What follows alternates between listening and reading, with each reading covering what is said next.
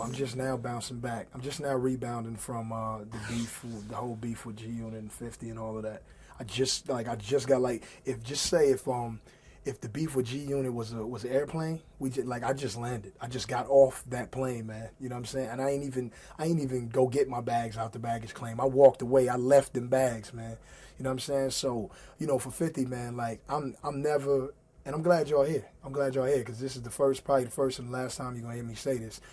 For 50, man, like I'm gonna apologize to him, just as a man. It don't have nothing to do with music or beef or nothing like that. Like, it ain't about being a bigger man or him.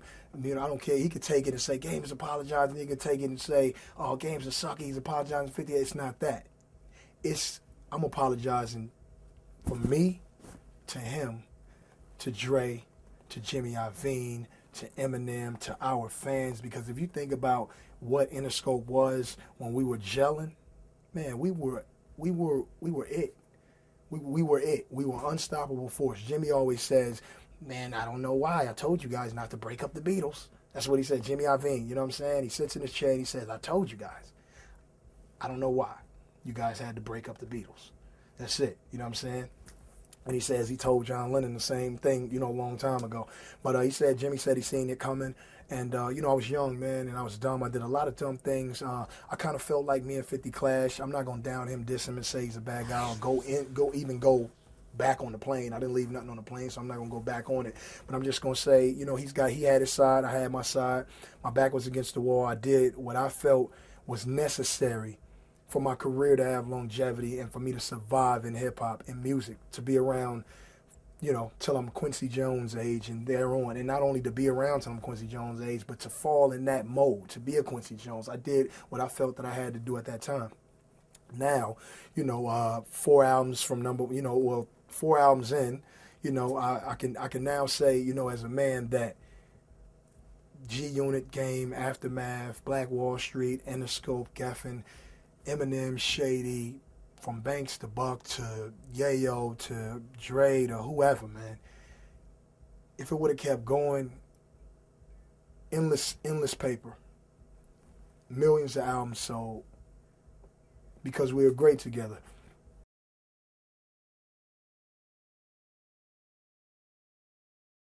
Me and 50's chemistry is what Method Man was to Redman when they get in. Redman ain't from Wu-Tang, but when Method Man get with Redman, it's going down. You know what I'm saying? It is what KRS-One was with Scott LaRock. KRS-One held his own, but the chemistry, that BDP had, it was the jail, man. When you take Ralph Tresvant from New Edition and Bobby Brown goes this way, you might get a Belle Biv DeVoe, but you ain't gonna get no Candy Girl.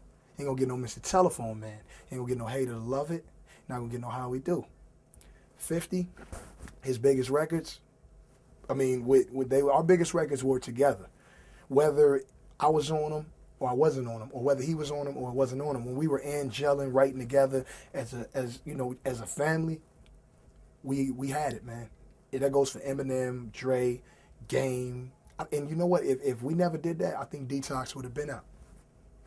It would have been out. You know what I'm saying? I think that we'd all still be selling millions, from Banks to Buck to Tony Yayo to whoever, man. We was that big. So I'm going to apologize to everybody, just for my role, because the thing, just being raveled up and all that, it was just, it was almost dumb. But I was young, and that's when you make your mistakes. So I'm not going to really, I'm apologizing for it, but I don't regret it. You know what I'm saying? Because I can't go back and change it. You know what I'm saying? I can only change and mold the future, for me and the stability and just the foundation of my family. So I will apologize, and people can say whatever they want. You know what I'm saying? I know about the internet, I know about the bloggers, but one thing you know about Game is Game gonna say what he feel. And I might not feel the same way tomorrow, but y'all here right now, and that's how I feel right now. You know how it is. They can call it, he says one thing, well, so what? That's me. You know what I'm saying? So, but I love it. Either way you want it, just give it to me that way. If you want to say Game is this or Game is that, just talk about Game. And if you think about all the things that I've done, when it's all said and done for me, you look back on my career, however I go out. If I go out like Biggie and Pac went out, then that's just that. If I go out on top and I just walk out, if I go out on bottom like some of the unlucky or not so much mentioned, hip hop artists that did their thing but just didn't get, the mention that they deserve. If I go out like that, it's all fine with me because I did what I came to do in my career. I touched a lot of people. I sold a lot of records, man. I'm still a figure in hip hop. I don't like when people call me West Coast because I ain't never just been West Coast. I'm from the West Coast. I'm from Compton, so that goes without saying. But I am hip hop. I'm not saying I'm Lil Wayne or I'm the best rapper in the world. I'm not saying I'm Jay-Z, but I'm game, and I'm something to deal with. And so when I start talking, when I speak, when I make records, people gonna listen. It doesn't matter what record you put on Game, put out on Game, put it on MTV versus everybody else. And you look at the views, look at the listens. Mine's is always going to be looked and listened at because I'm that type of person. And Game going to come with something to make something happen, man. So, I mean, we hit Red Album. You know what I'm saying? The beef with 50, and I said it on the record, you know what I'm saying? That beef is dead. And I let Chris Brown take him to the ledge. So, I mean, just wipe my hands with all that, man. And it's just time for good living.